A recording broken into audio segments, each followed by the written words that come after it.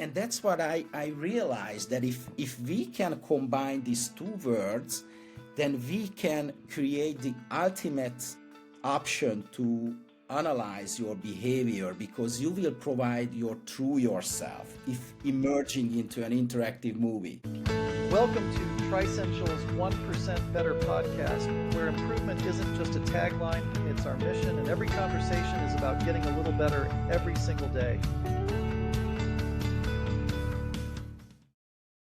Hello, I'm Craig Thielen, and this is the 1% Better podcast.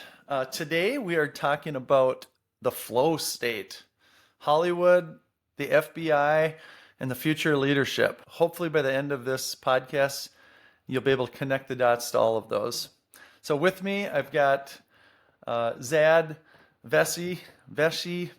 How do I say it? I know Hungarian's like the hardest language to speak, so help me out here.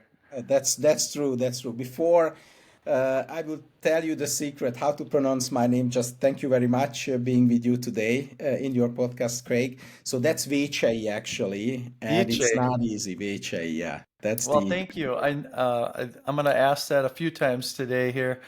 So you are the founder and CEO of ALEAS Simulations, and you've been a pioneer in this idea of flow promoting leadership development. So we're going to learn a lot more about that, and you're coming to us from Budapest, Hungary. So welcome, Zad, to 1% Better.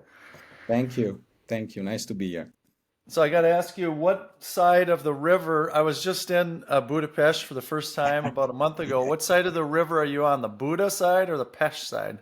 Yeah, actually, I'm a Buda side currently, but for us, the citizens of Budapest, it doesn't really matter. So we are just passing the river 2, 3 times, or even 4 times a day if it's necessary.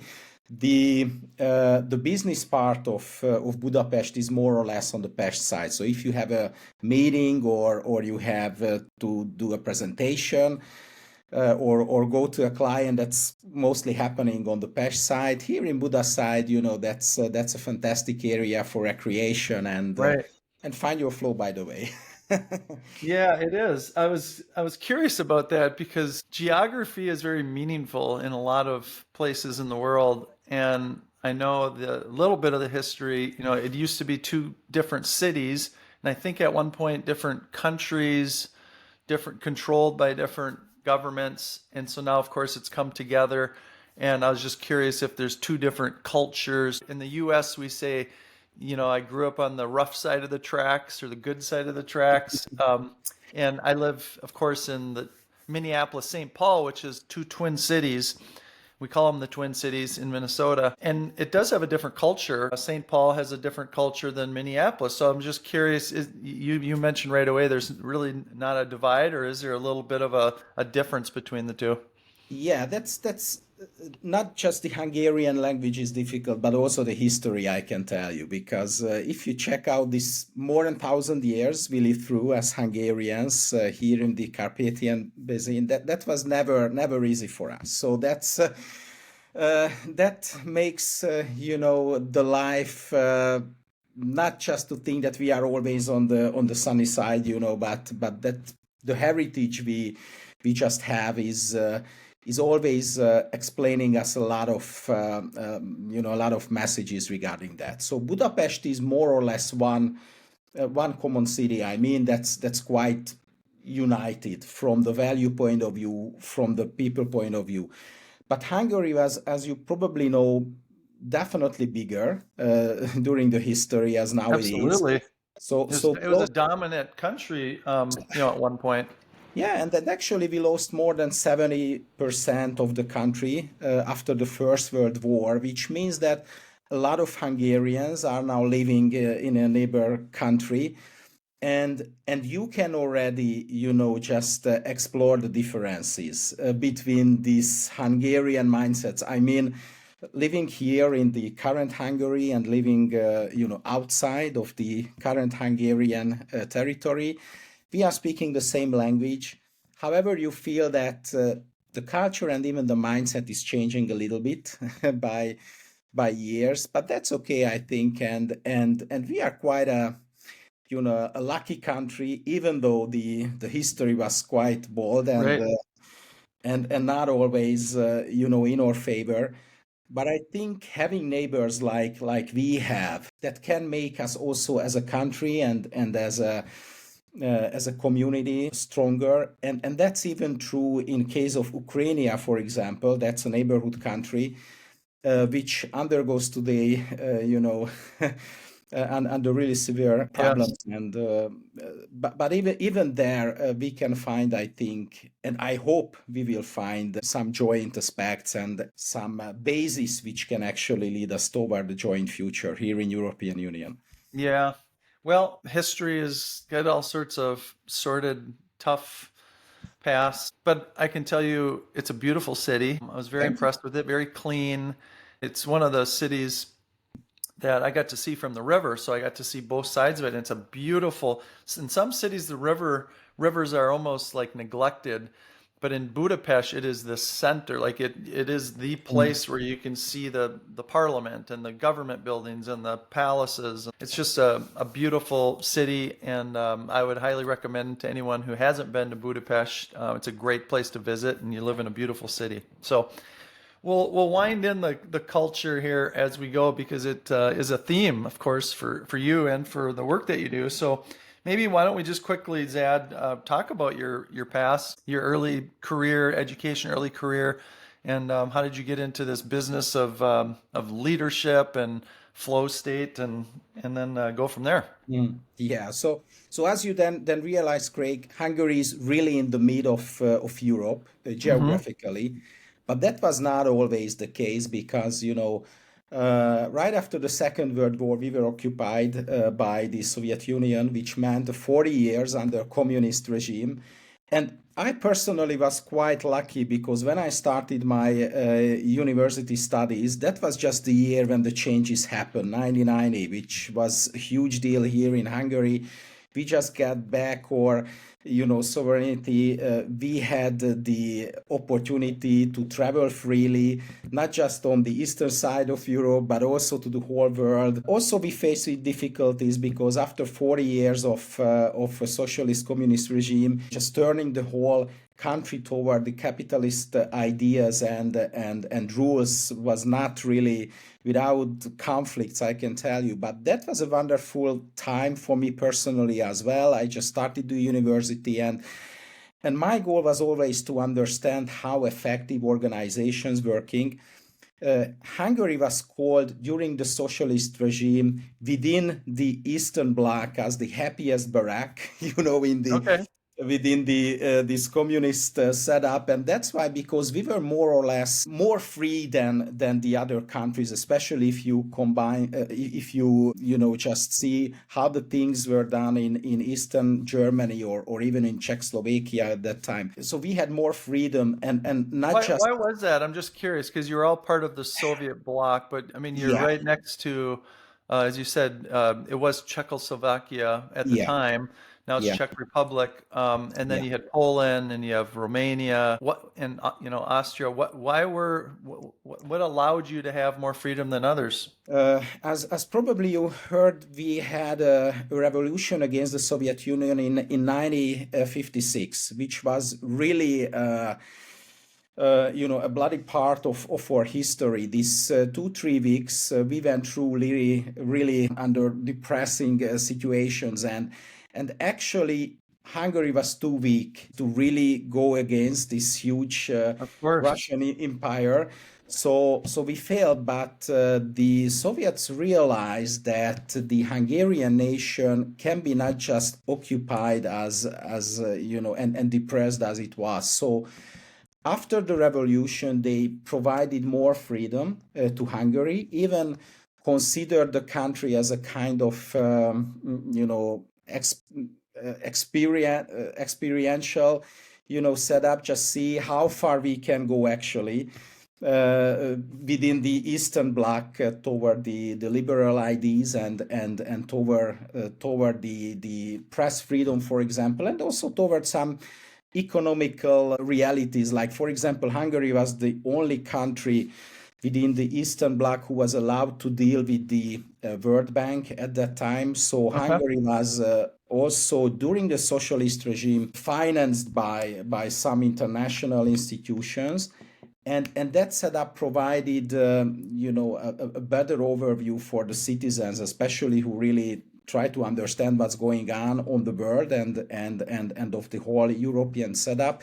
And also in Hungary, it was allowed, for example, just start your own small business or entrepreneurship. That was And that was already before. That was before. I mean, you officially became a free country in exactly 1990, so but this is exactly pre 1990, where you exactly. had just more freedoms, and that was mostly because of this Hungarian Revolution that they gave you a little bit more space. But it is interesting that you grew up only 9 years after you were completely a sovereign country, and so that must have been an interesting time. Looking back, of course, when you're a kid, you don't know any better, but Sure. looking back, was it sort of a blossoming, new businesses, new ideas? Was that kind of in the culture already 10 years later? Yeah, absolutely. So it was really interesting to see. I spent a lot of time as a kid in Eastern Germany. So my language in the school was German. I learned Okay. German, and every school had its own partner school in different East Bloc countries. So I had the opportunity also spend 2 3 weeks every year in a German school, and then we see that actually the level of the freedom and the level of free speech was very different in Eastern Germany than in Hungary, for example. So in Hungary, that's why everybody thought that it was the happiest Okay. part of this part because, for example, that was the meeting point for the East German and Western German families who were, just divided after the Second World War. And here at Lake Balaton, which is a wonderful place also, so we have not just Budapest, but also some other beautiful places here in Hungary. So that was the meeting point. And also some joint ventures really early moved to Hungary. For example, we had, which was unbelievable at that time. But for example, Coca-Cola and Pepsi were one of the, companies which Of were course, already they're there from the everywhere. 70s. IBM had a huge Okay.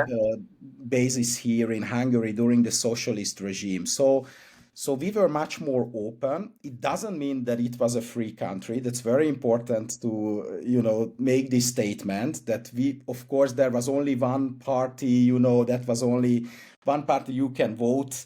There were no free, elections, and also the whole scientific and political world was determined by the socialist Sure. idea. But anyway, it was just more free than the other countries, and we Hungarians felt it. We were really proud of that, and it meant also that the changes were much more smoother when in 1990 actually the whole structure turned into a capitalist setup. Then Right. for Hungarian it was easier.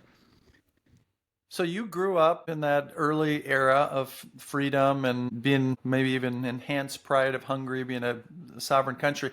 So you went to university, as you said. Then what was your early career, and how did you get involved with Mr. Csikszentmihalyi? Oh yeah, pronunciation is tough. Thank you for that because it's a really really difficult Did name I even get it for some okay? Hungarians. Did I get it okay? Absolutely, that's Okay, it's a tough one to say, and we'll get into more of his work, but it's a tough one to say. So I'm practicing. absolutely. Yeah, so I started at the Budapest University of Economic Sciences, and at that time already they had really well-developed ideas about the macroeconomics. So we started to learn, the setup which was also known, for example, at the London Business School, which was the major partner at that time for my university. I even made my MBA later on at the London Business School. Okay. So we had this opportunity just to really get into the leading top university cohorts and also curriculas. So that was very well organized, and we just got a lot of inputs from outside of Hungary during that period. And since the whole business and the whole economy is just restarted, a lot of new opportunities came to young professionals like myself. For example, I just started my career at the Coopers and Lie brand, which Sure. Yep. later on, merged with Pricewaterhouse.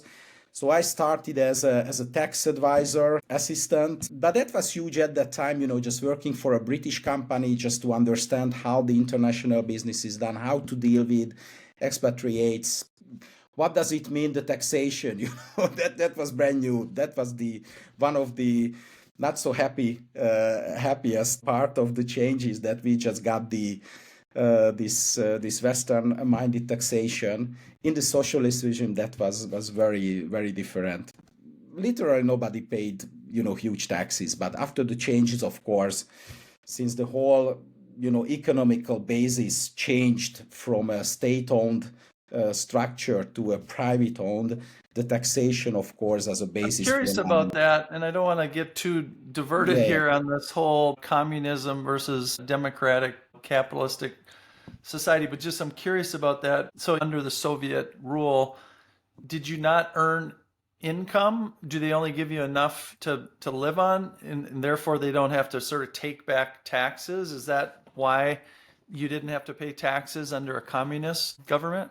We had taxes, but the taxes was not actually a tool just to running the state or just fulfilling the state's mission, because everything was owned literally by the state. So they had lots of revenue streams Exactly. outside of trying to take it from the people, but your income level must have been less as a result of that. Yeah, right? sure.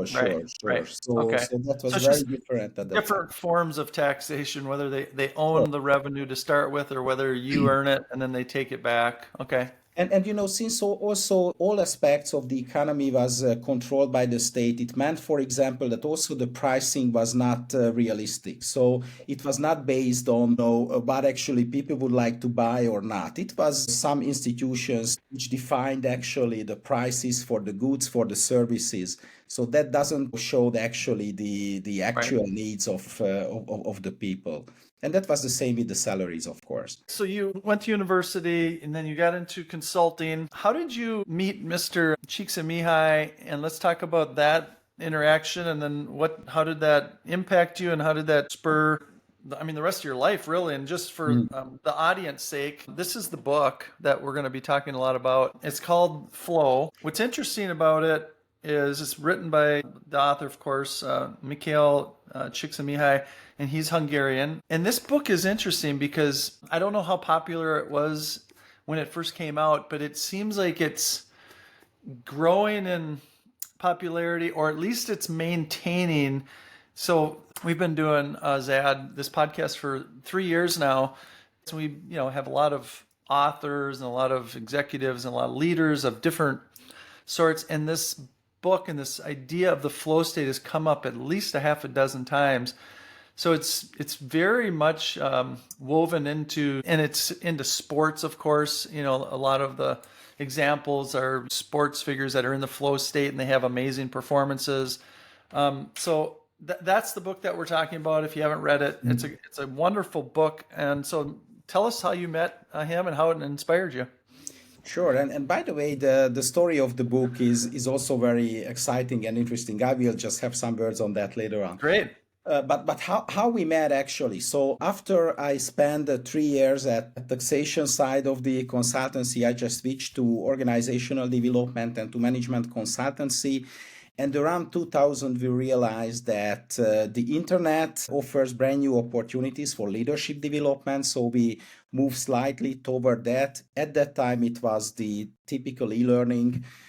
Sure. Considering the opportunities the internet offered at that time, it's very low bandwidth, and no multimedia. But we started to explore how it could, just work or support, for example, the experiential learning using some really early designed simulations, text-based. You make a decision and it will provide you a feedback text-wise, so only using text. So that was how we started. And we realized that it has its market and realized already that Hungary is too small for doing it effectively. So we had to go Europe-wide. That we are now talking about 2001, back in the millennium. And that went very well, by the way. So within 3 or 4 years, we were able to build up an Eastern European network of companies, e-learning providers, mainly focusing on simulations. But we realized that we reached a kind of limit, because without having the capital, like for example, or German or Austrian or UK competitors had, we had to do something more creatively, and we've decided just to look for a topic which was not really worked out at that time, and flow was already after the big hit. I will tell you immediately about that. And since Csikszentmihalyi was a Hungarian, we just had an idea, why not contacting him? So we find somebody within my family, actually, or in my personal network, who was connected to this fantastic professor. At that time, already worked at the Claremont Graduate University in California, and he was more or less open just to have at least a conversation. I wouldn't say that we were able to provide a full aspect of what we wanted to do at that time to him. So he was quite suspicious, and he didn't tell immediately that, okay, let's go, green light, everything's fine. So we needed approximately a year just to understand each other and what we would like to do with flow on that domain we were in. But finally, it became a fantastic, beautiful friendship, I can tell you. So he was not just later on an investor to our company, providing capital and also an amazing personal network for the further growth, but also a fantastic personal friend. So that's in the nutshell. And you know, the how Csikszentmihalyi started is also really interesting, because you know, he grew up in Italy, and Oh, really? But he's he, Hungarian. He was born in Hungary. yeah, his family was Hungarian, but his father, you know, was as a diplomat working in Italy, in Rome, later Interesting. on in Fiume, in today's Croatia, and they lived a fantastic life. Csikszentmihalyi's family was very rich, a noble family. So with all you know, the money and opportunities you can have as a kid, he had. But after the changes, after the Second World War, when the communist regime started to build up in Hungary as well, it was really danger for the Csikszentmihalyi family. So he had to left the country, back to Italy, and starting from nothing, literally. So you can Wow. imagine, you know, one day you owning fantastic pictures, Right. and next day you change it for bread, you know. So that Right. what's happened with them. So this change in Csikszentmihalyi's life was really influential on his later ideas, and how he thought about the positive psychology and the domain he explored later on. Hmm. So he started to work as a late shift, night shift in different hotels. Hmm. He was 16, 17 at that time in Italy. Then he moved to Switzerland, also working at hotels. And he realized that actually his real interest is to understand the human soul. Psychology. Yeah. And at that time, psychology here in Europe was very clinical one. You know, it focused Mhm. on, if you are ill mentally, then how we can help you, and or Yeah. what are Put on a the straitjacket, give him exactly. drugs. Yeah, and he was always, you know, somebody who wanted to understand, if everything's okay, if you feel good, if you do real what you want to do, and you are happy, full with positive energy, then how to explain that? And at that time, this type of research is just started in the US. So that's why he chose the US for his When did he studies. move? What year did he move to the U.S.? Actually, during during the revolution against the Soviet Union in 1956. Moved to the U.S. back then? Yeah, Oh, exactly. wow. Not from Okay. Hungary, so that was absolutely not intentional. but that's how, history looks like. So he just went that time, Makes that sense. year, exactly that year to Okay. the US. And how did he stumble on the concept of flow? Yeah, so first he, tried to understand that how different states of your mind or of your psyche, changing within a day. And he just, first of all tried to understand what's happening if you are really immersing into an activity you are actually doing. So he explored artists, he explored, scientists, he explored a lot of physical doctors, just watching how it looks like when they are really doing their job and they are satisfied by Yeah, that. peak performers, right? Yeah, but not from the point of view that it became later on, flow as a part of how to create a good performing team. At that time, he was just interested in, understand what's happening if you are really immersed in the activity you are doing, without any of the consequences you can have later on. For example, doing a better job or performing better. that come later on. So he started it quite early, 60s, 70s. He already managed researches at the Chicago University. And in the 80s, he just created a very special methodology which used a special tool, this beeper. I don't know what's the exact name for that. So that's prior the mobile phone, phenomena. So if Oh, a you beeper. Yeah, a beeper, pager. yeah. Yeah, So pager. they Yep. bought a lot of beepers and they just beep the persons, were involved Yep. in this experiment I and had they had one. to I had one back in the really 90s. cool. Everyone, Okay. doctors and lawyers and everyone who wanted to be important had a little pager. Yep. Exactly, that's it. That's the gadget they use for that, working with the 600,000 persons, in this experiment, and this beeper just send a signal during the day twice, three times, and they had to just really write down what's happening at the moment when they just got the signal. So what they are doing, how they felt themselves, etc., etc. So they just collected a lot of information. That was a university experiment with his students.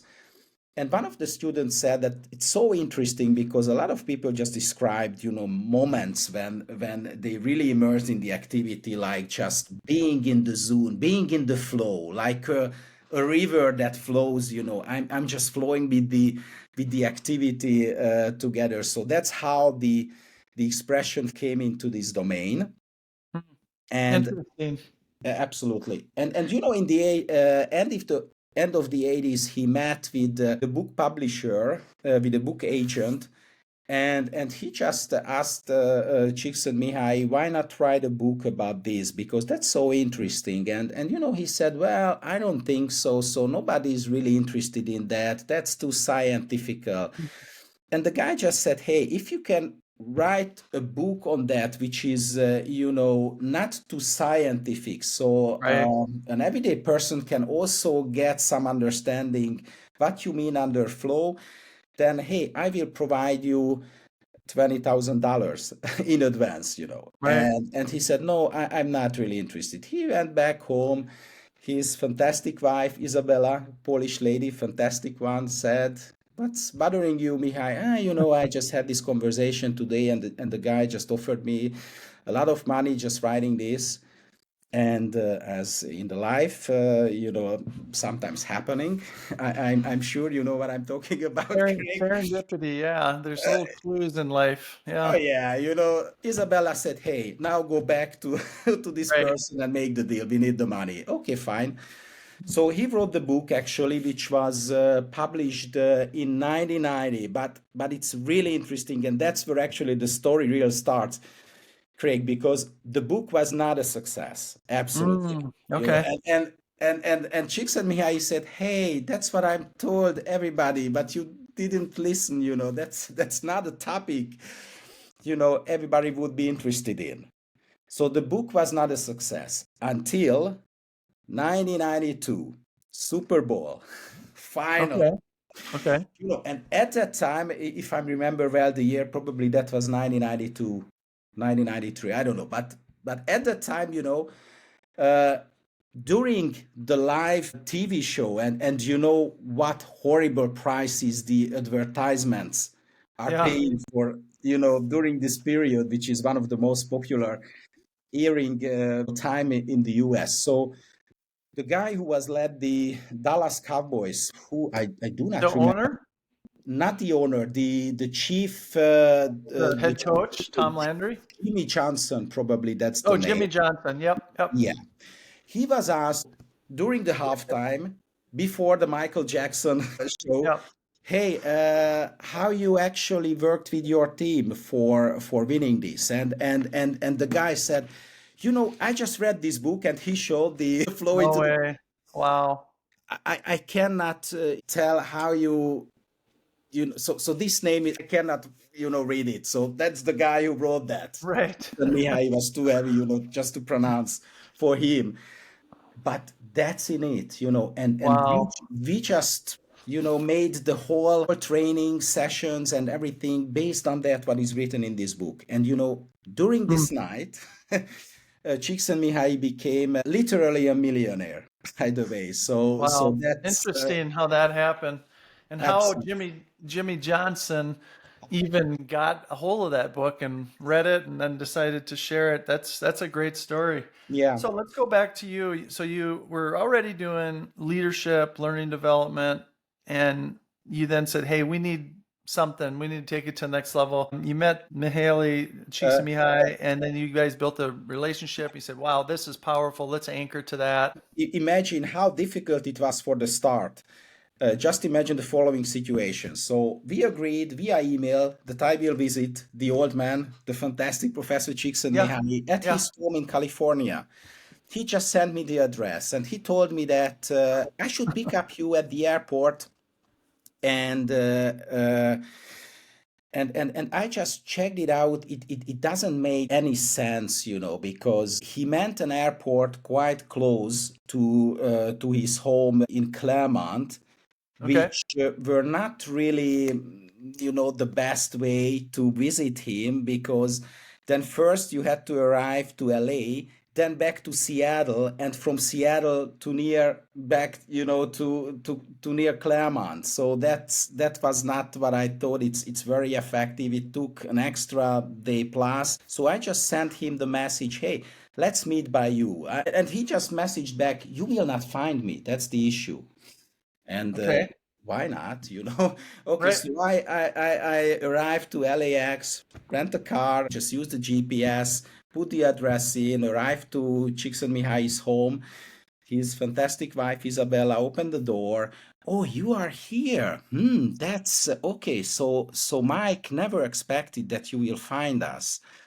Okay, but he asked me, when you here, just phone him, and he will back from the university within 10 minutes. And he arrived, and I was surprised why they don't think that it's not a mission impossible getting there. And Csikszentmihalyi asked, hey, how you done it? I said, well, I rented a car. There is a GPS in the car. You put the Sure. name, and it will, tell you where to go. It's not a rocket science. Right. And he said, well, okay. And that was back, Craig, in 2007. So his Okay. question was, okay, what's the GPS? Okay. That was a turning point in my whole strategy, because then you had to start the conversation from a different point, because I was there just convincing him, doing an online, Right. Technology you know, driven solution. Yeah. but when he seen the system and understood how is it working, so we had to test it. That was my first experience with Csikszentmihalyi. We were driving through Claremont, and he had to understand how does it working, how this gadget knows exactly where we are, how he has the ID just turning here left or right. And when he got that, and that's so interesting, then we go back to the house, and then he asked Isabella coming out, and now he showed her, how is it working.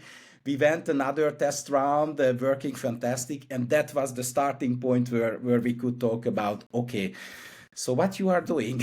Right. E-learning. It's Okay, so interesting. explain it. It's a great example though of how and we do this as humans all the time. We talk about a topic and we think that the person that we're talking to has a similar understanding, and we use words and they might understand it completely. Like he was understanding what you were talking about completely different because he wasn't in technology. And so just aligning on just basic principles, basic values, here's what we're talking about. I think sometimes we skip over that and we just assume everyone knows what we're talking about, right? That's very interesting. Absolutely, So absolutely. did you at that point already have Fligby, or was that No, no, no. pre-Fligby? We have some other products already, Right. which were really, a hit here in Hungary, here Yeah. in Europe, Central Europe. We made Right. great business in Germany, in Austria, but that was not the level we Right. thought that it's internationally ready. And I spent approximately 5 days together with Mihaly, just talking about these technologies, how those are working, and what we thinking about this, how should this cooperation work between us. And after 5 days, when I had to go back, came back to Hungary, I had to ask him, because spending just time there and money, without knowing that there will be a deal or not, it's important to know what we Sure. can expect. And I just asked him before I left that, okay, Mihai, so I more or less understand what you think about what we are doing, but it's important for me personally to know, will we work together Yeah. in the future or not? What do you think? And he said, well, okay, show me again your product. And what I had on my computer, that was one of the latest simulation. That was actually a mountain climbing Okay. story, a project management Okay. simulations. I showed him, and he said, well, I was also a mountain climber, as that's what I've done in Italy a lot of time, here in the US also when I was younger. So I like it. Let's start with this. And I was very happy just having this already world famous personality on board for this project, and that's how it started. And it took a year approximately just to settle it up, also legally, everything. It Sure. took a year from that point.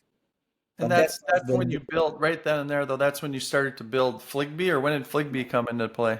actually, the name was not Fligby at the time. We called it Flow is Good Business. That was Okay. the name of the title of the project. And we Yeah. started to work it out. First of all, understanding how flow can be utilized as an energy, or as an asset, or as a power on the leadership side. So first of all, what is the added value of flow, getting high performance, and how you can actually create flow. And what I learned, and that's very important, that you cannot create flow as a decision maker. You can actually create the circumstances which Right. will allow flow happen. That's what Right. we call the flow promoting environment. So you can create a flow promoting environment, but it's very indirect, and it really needs a lot of experience and Yeah. leadership tools. And we were happy because Csikszentmihalyi wrote a wonderful book based on a research he managed already at the Claremont Graduate University about the business aspects of flow. The name of this research was Good Business, as the book. That was also Right. Yeah. I think a I got that one fantastic too book. up there. Yep. Yeah, So it's an easy reading if you compare it with the original flows. let's talk about Fligby, which is Yeah. a learning development platform, interactive, immersive. That's Flow is good business. And so I want to just describe it. I had the opportunity to go through it. It's quite a intensive program. It was based on a leadership coaching program that a mutual friend of ours, Professor Krishna Kumar, used in his leadership coaching program. And so what it is, and again, you can fill in the blanks here, but I want to talk about that because that's really, you said, hey, let's take this, and how do we impact people? How do we bring this to more people? And so from my experience, what it was is you're put in a setting, and again, it's a platform. It's very, at this time, I mean, I did it maybe 8 or 9 years ago or something like that. It's very sort of high tech at that time anyways. Now, of course, with AI, it's a whole different world. But it's a video setting, and you're put into a place as leading a company, president of a company that's sort of struggling. It's a winery. Exactly. And you've got all sorts of different players involved, and you're now injected to take this company and help it become prosperous. And so you're faced with all of these scenarios, a lot of decisions, how to, put yourself, how to build relationships, understand the company, understand the people, and then help guide. And sometimes people challenge you, and sometimes they, have emotions and regular stuff that leaders deal with, and you're constantly asked, what are you going to do next? And so and then it gives you feedback, and you have a coach on the side who's also giving you feedback. And I think the whole purpose is to help you get the whole organization in sync and flow, high performing, et cetera, et cetera. And what was really great about it is it goes way beyond theory of this is what a good leader looks like. It's actually practicing it. And how often do we get to actually practice it? One of the things that is striking about the difference between the arts, sports and the arts, and business is in sports and the arts, you practice more than 90% of the time, and you perform less than 10% of the time. And in business, it's the opposite. You perform 99% of the time, and you practice, less than 1% of the time. And so this is a great immersive, interactive, immediate feedback tool that allows you to practice, try out scenarios without, of course, doing harm and impacting real people. So first of all, did I cover that right? And then I want to talk about this platform and just what it's done and how it's impacted people since. Craig, pitched amazing, really. So that's what the thing is about, actually, what you described. Experiential learning, Yeah. letting people play and try out different scenarios. But it's much more than just a curriculum, and that's what we had to understand at the very beginning when we started to work together with Csikszentmihalyi, that actually this is much more about the story. So that's a story, and people are learning based on stories, with help of stories. So we need a great story. Right. And if we have that, and that's the problem, by the way, even today with the most of the digital learning programs, that they would like to teach you something and not just to tell a story. It's a very different aspect of learning. So if you let your users, your players, really engage themselves or immerse themselves into situation which they will find interesting, engaging, and probably similar to their own problems, so they will find the parallels between the game and the realities, then we are there. So then we fulfilled actually the hardest challenge here. So this is a story about a winery which runs good. So financially that's okay, but people don't like to be working there, Right. and that's the big issue, and that's where actually it's starting to decline. People don't like to be there. And how to change this? First of all, you have to understand your people, your team.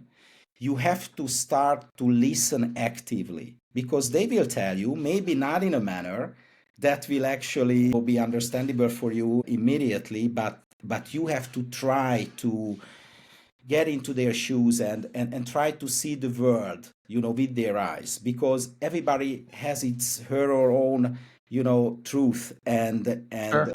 try to, just analyze certain situations on their ways.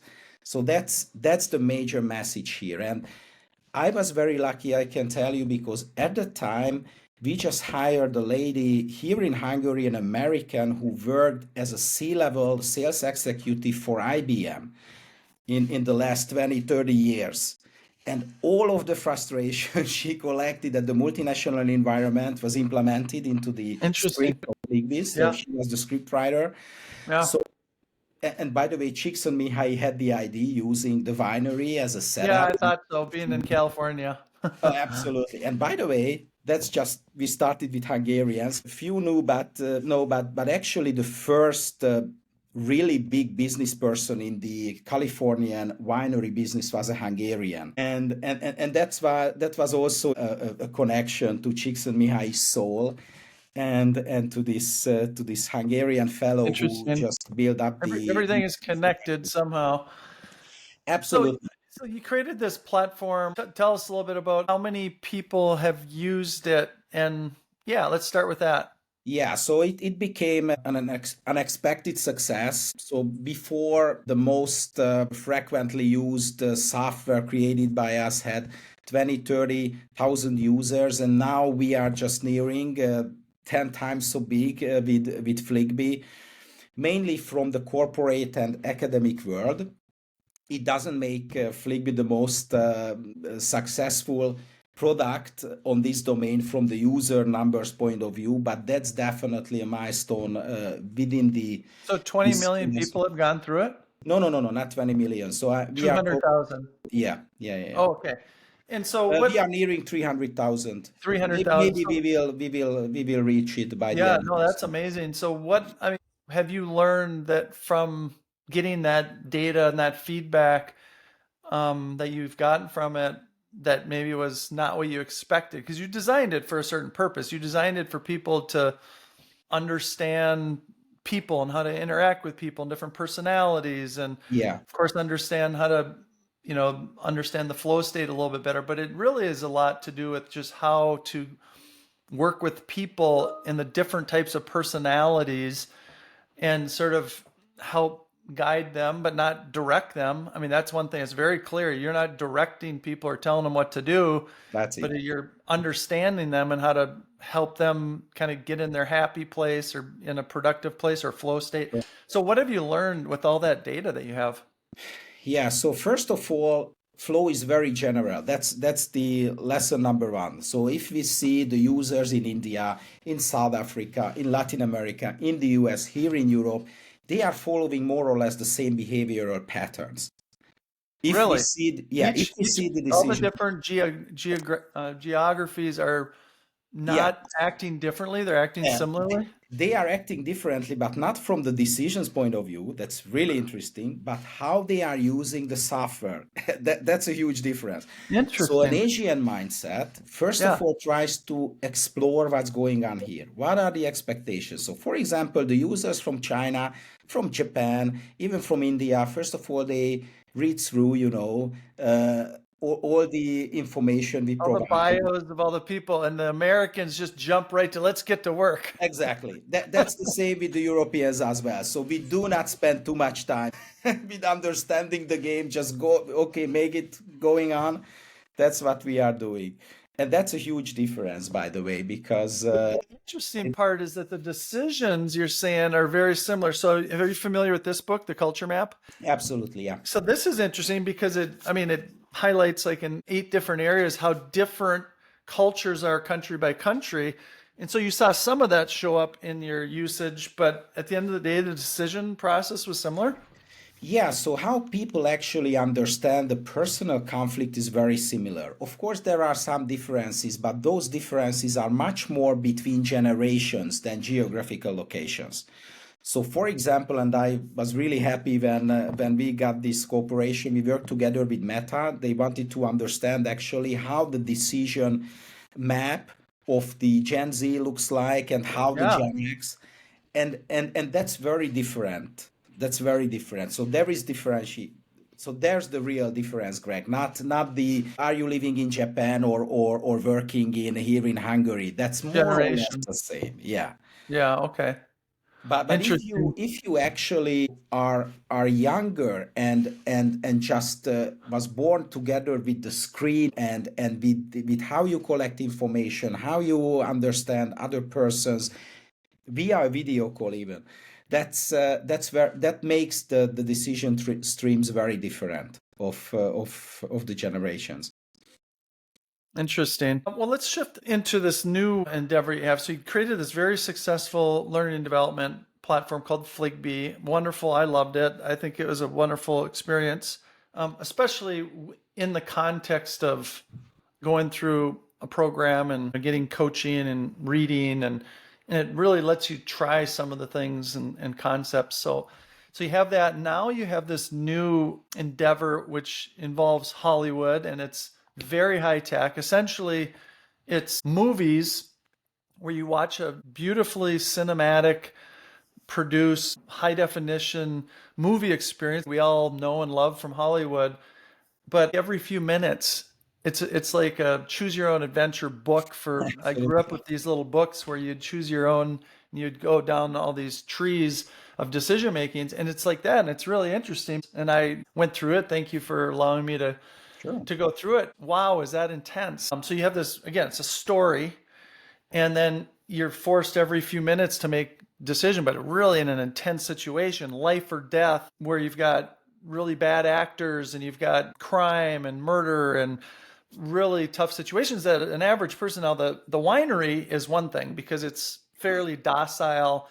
No one's going to get killed. It's about business. It's about making wine. Who wouldn't want to? I mean, who wouldn't want to work at a winery? It's an amazing place to work at. And this is the opposite. This movie is intense. It's like a Hollywood thriller, and you're making decisions, and it was somewhat stressful. So I'm curious. Let's talk about that. How you Okay. jumped to that form and why, and what you're hoping to achieve by it. Yeah, actually, so as you just put it out, Fligby's most important value is the assessment. So the way how we measure skills based on a decision stream, that's very high level, and I can tell you that we are really in the forefront with that within the industry. How to measure individual skills, people skills based on decisions you make in a simulation. And one of my friends just connected me to Control Movie in Los Angeles. Now they are part of the Paramount Pictures family, and as the most advanced interactive movie making lab within Hollywood. And we just started a conversation. They were really interested in how we actually profile, because okay, they are in a total different business, but by the end of the day, they have the same standardized database, and how we can actually read out, how you use certain skills. And they were really interested in that, and we just had a fantastic conversation, and it went on almost a year when another friend of mine just told me, "Hey, said you do not see actually what's going on here." And I said, "No, I'm happy with this conversation. Talking with Hollywood, it's always Right. something engaging." And he said, "Why not we are merging these two worlds, let them collide." That's the better expression, because we have the measurement, they have the movie. Why not using our measurement or assessment for their movies? And first of all, I thought that doesn't make sense. So they are working based on very different expectations and rules. What type of words you are using in a movie, that's not suitable for a company, for word Right. health. You know what I'm talking about. So that's a different. And as you just mentioned, Craig, people are dying in the movies, so how to just. But okay, finally we said, okay, let's try and see what's going out of that. And what I learned, and that's very important, I think, and not just from my personal learning development journey, but also for everybody who wants to understand how effective learning works. So we have understand our limitations. By the way, that's what actually flow teaches us with this indirect way of establishing a flow promoting environment. So we realized actually that we as a learning professionals cannot actually create so immersive environment which can create by professionals whose major aspect and major goal is to provide you 90 minutes, 2 hours entertainment. We are not those persons. So if we are creating something like Fligby, you always will feel that it has an intention. Okay, I'm playing it, it's funny, it's engaging, but you have an Right. intention. You want to measure me, you want to teach me Right. something. And that's what I realized, that if we can combine these two words, then we can create the ultimate option to analyze your behavior, because you will provide your true yourself if emerging into an interactive movie. So you So lose yourself in the fantasy of the movie, absolutely, versus absolutely. using your frontal cortex to try to make Because one of the things I found going through Fligby was I was going, well, what would a good leader do, or what would this Exactly. person that I That's might the look point. up to, or what should I do versus like just being in the moment and say, what would I do? And I don't care what anyone thinks. I'm just going to use my gut instinct. You're constantly kind of fighting that. But in the movie, you're trying to create an immersive experience flow state where you just lose sight of everything in the world and you're just in that moment, right? But it's also That's the point. very challenging because it's so stressful that who makes these decisions, life or death decisions every day? Not many people. Absolutely. Absolutely. We just realized that actually we can measure, for example, situational awareness fantastically, which is, by the way, now the biggest business in the military and also in the pre-selection at corporates, just to understand the applicant situational awareness and also the intrinsic motivation, which we can measure if the environment or the product you are working with or playing with is immersive. So that opened up a brand new way, and that's where we are now. We really working now and started on a new project together with Control Movie and with other corporates involved in this project to create a brand new movie, which will be a Hollywood production. Which will screen at cinemas. You will be able to make your decisions via your mobile phone, and those data will transform immediately into skills profiles. So we are now in the situation to redefine a little bit, this domain, how we learn, how we just got information on your behavior, how we can combine the entertainment with learning. So it seems to be that it's a way which can be also find its way not just on the personal development market, which is booming and growing, but also on the corporate side. For Late Shift, that's the movie we've done first together with Control Movie. I mean the assessment. So combining the assessment with Late Shift, one of the first users there was the Texas Police Association, Yeah, also the FBI Academy. So because that's a crime, that's a decision making under pressure. You have only three, makes 4 sense. seconds to make decisions. But now we just finished a fantastic project with high schoolers in Boston area. They were so happy about that, playing a video game and getting feedback, for example, on their team role preferences, which also this product can provide. So there is brand new opportunities, and we are just the edge to enter to Okay. this new world to explore. Well, it's pretty exciting. So yeah, I can see makes sense where the Late Shift was very much geared towards the FBI Academy, where people are being put in those situations to make decisions quick and have situational awareness. But it wasn't really intended for the average person. It was like the concept of this immersive cinematic experience with real metrics, paying attention to what people are doing. But now you're going to branch off into different storylines that will apply to different people.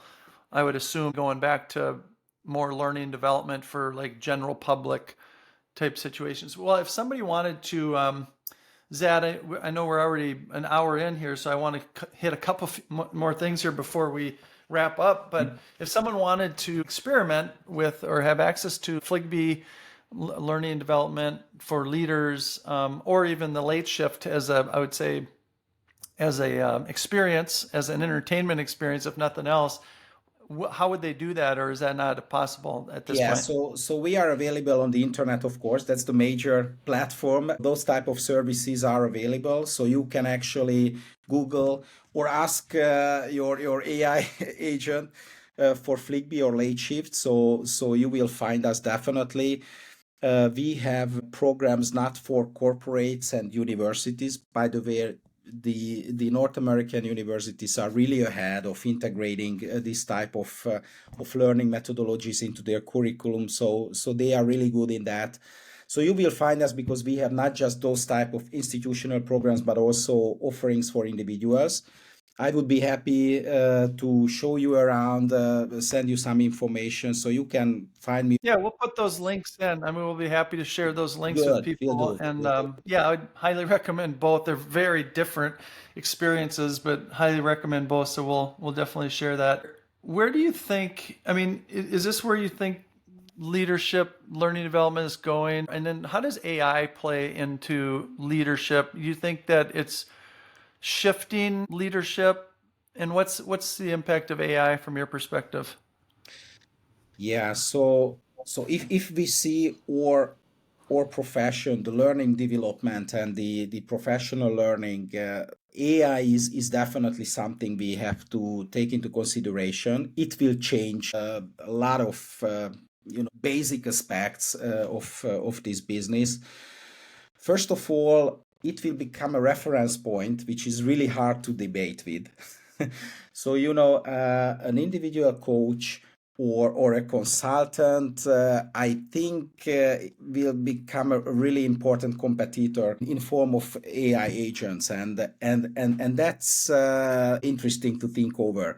If you have a conversation with the AI about your own leadership development aspects or about your own skills or just explore the options for certain decisions with AI, that can be interesting how the life coaching can actually relate to that. So that will definitely have a disruption on this business or already done. I don't know. So as we see with our clients, everybody is using AI and it's getting more and more personal also. That's a trend, by the way, that people are just sharing really personal aspects of their lives with AI, even if they are using it within a corporate environment. But we've seen actually that's getting a more and more valid and important reference point. So that's one thing. The other thing is how we create contents. That will also affected by that, and not just because it will be much more faster and maybe the prices can go down with the content development, but because I think we already are there, and especially the younger generations who can sense that if something to AI, they don't like that. So that's again, we have to find the balance and how use it really value added. For example, I'm just writing a book with one of my friends about certain leadership challenges. And for example, AI can be very helpful if you provide the right context, for example, to create stories which connecting to the messages you would like to share, using your previous experiences, but putting in the way or finding the connections which would be hard for you to do it within a limited time. So it's a good thing, I think, but we should be careful. Where are the balance and where to find it? Yeah, So for sure. that's about the AI, and that's disruptive. So it will change the whole industry, the video gaming, the movie industry, Yeah, all content development yeah. businesses will be affected by that. So as a person who's spent, a good part of your life pursuing and promoting the flow state, how would you recommend for those that say, "Hey, I love this concept. I want to get in the flow state. I want to be in there more." Do you find yourself on that personal at a personal level, not, "Hey, I'm trying to lead a group of people," but at a Sure, personal sure. level, do you find yourself, again, over the course of your life trying, "Hey, I want to get in that state more," and is there sort of practices that you have or things that you would suggest to people that are interested in promoting or trying to be more in the flow state? It's not easy actually just to find a general advice here, Right, but right. since we are working in different industries, I see that some industries, providing more happiness to people who are involved than the others. I just finished a huge program here in Europe last week at one of the major American auto car maker. Okay. I wouldn't tell the name, but they are here and they want to sell cars, and we work together with an administrative team, and I saw a lot of depressed persons, And that's not because the industry is doing well or not, because currently Hollywood has also huge challenges. So, for example, at Oh, Paramount, for you can sure. see that there are layoffs and anything. But if you talk Hmm. with people in Hollywood, you will see that actually they are not working; they are doing their hobbies. That's what I've seen in their eyes when you are talking with them, having a meeting about financial aspects, about revenue sharing, etc., etc. And right after, okay, fine, and now I will go there, and we will have a slasher to do, and I have to think about the artificial blood. Will I buy it from the producers who offer it, or should we make ourselves? So these are, the challenges which show that you are, and I'm not talking about the topic, but the orientation, that you are doing something which is quite close or in line with your hobby. And that's actually where flow comes into the picture. So if you can do something which makes you happy, then the performance and the engagement and the motivation, of course, will be definitely higher than just, working for a multinational without Right. knowing the real cause, without knowing the real mission of the organization. And multis are very professional in this regard. You will find all the mission statements and Oh, yeah. everything just in Right. 2 clicks on the intranet, but everybody is sensing that it's not the real truth. And I think that's important. So if you like your job, if you like what you are doing, then you will find flow better. That's for Yeah. sure. Yeah, that's great advice. Find your purpose, find your Yeah, passion, find what really brings joy to you, and that's probably a place that you're going to get a lot more flow out of. So love exactly. that. Well, Exactly. let's wrap up on the 1% Better podcast. We usually end with one question, which is take a step back from your work, everything we've talked about, the stuff that you've built, and just reflect on your whole life and say, hey, if you had to give some 1% better advice, something you'd want to pass down to your grandkids or give back to yourself if you were, 16, about to go into university, what would that advice be? Hmm. I think just connecting to the thought I just shared earlier, Craig, just do what you really like to do. I just Hmm. spent almost 3 years with taxation until I realized that it's a dead end for me. I don't like it, just Right. doing Excel sheets and just talking about how to optimize your tax scheme. That's not what I wanted to do. However, for example, my daughter, she's 21st, working at a multinational, more or less in the same environment, and she loves it. So she likes being there, doing that. Hmm. So it's not the job itself, it's you. Excellent. Well, that's super advice. So I'm going to just finish up here with some final thoughts, Zad, of what I learned from our time together. First of all, the enduring impact that we talked about with this book flow from Mihaly Csikszentmihalyi is amazing, and I think it's getting stronger, and I think it's getting more relevant, more important, even in the digital and AI age. And your contribution is pretty significant to that. You've been able to take it from a book and turn it into a real life experience. So that's pretty incredible. The second thing is what you've done in this space, experimental, immersive learning, and how you continue to stretch those boundaries is amazing. And I think as humans, that's how we're wired. We're wired to experience things, to practice things, to get real feedback. And that's where we learn, most people anyways, the best. And so that's been great to see you do that. The third is the power of acting, the power of doing, the power of telling stories. I think you took this idea and you acted upon it. You built a company around it. You built products around it. You're now building movies around it. It's one thing to have ideas. It's another thing to take those ideas and put them into action. And then the last is just the pursuit of 1% better, the pursuit of improvement, the pursuit of how can we do better. And I think you've done a great job of trying to say, how can I impact people better, help them understand better, learn themselves better and what their purpose is and how they can be happy and get in the flow state. So that's a pretty great set of impacts that you've had. And I just want to thank you for sharing your story with us and making the world 1% better, and hopefully our audience. All right, take care. Please like, share, and subscribe to join us on our improvement journey 1% at a time.